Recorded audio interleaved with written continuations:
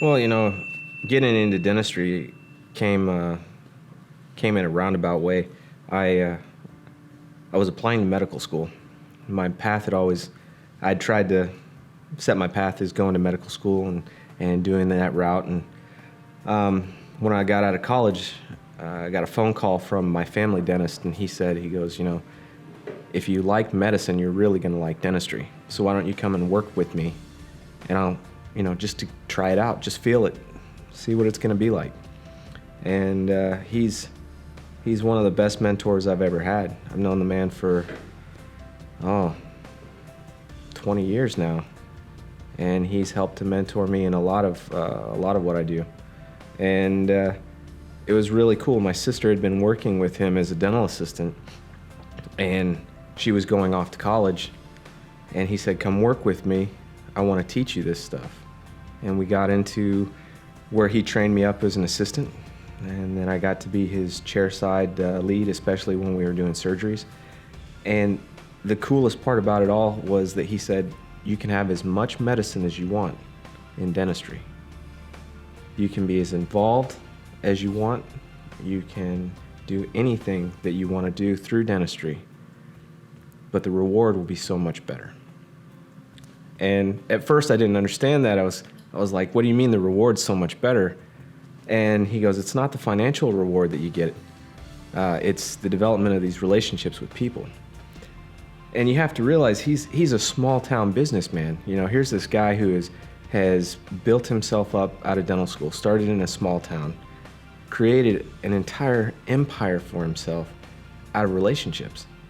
And it was really cool to see that.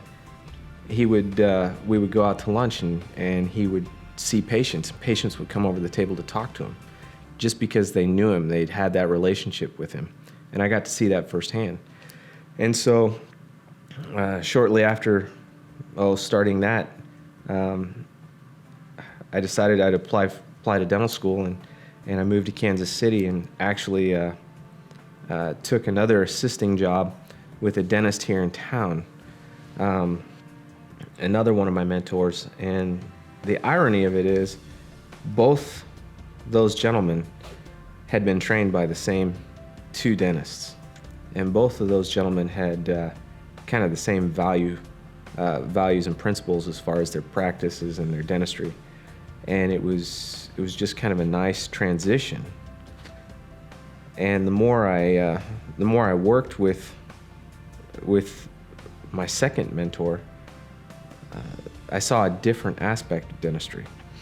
Whereas my first mentor, he was all on developing the relationships, and my secondary mentor, he developed the relationships, but then he focused more on the technique. So I got to see a whole different side of that. And then next thing you know, I get a phone call from the admissions dean from UMKC on, it's like Christmas Eve. And I'm sitting there, and they call me up and they say, I got a surprise for you. I was like, don't mess with me. This is a cruel joke, especially this close to Christmas. And she said, we want to offer you a spot here at UMKC. I was like, thank you. Hung up the phone, and the only thing I could do was walk around the office. I was like, woo-hoo! And it was a lot of fun, Dentistry, a lot of people look at dentistry as just I don't know, fixing things. I like to fix stuff. I like to work with my hands. But for me, dentistry does so much more.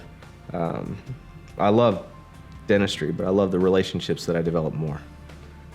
The people I get to meet, their stories, that's what's important to me. The fact that I get to help them on their dental journey, whether it's just to see them every 6 months and clean their teeth, or whether it's, someone calls me in pain and we're able to relieve that pain, that's what's important. Developing those relationships, getting to see them, finding out about them, knowing about them and their families, having things to talk about. Because if you really think about it, you're a captive audience in the dental chair, and we don't want to make you feel that way. We want you to feel like you have a voice, you have a place to go to communicate your your desires, your fears, your outlook on dentistry. We want to change that. We want to make it to where you feel comfortable, a place you want to go. You know, change that perception that dentistry starts out bad when you're a child and then doesn't improve as you get older, right?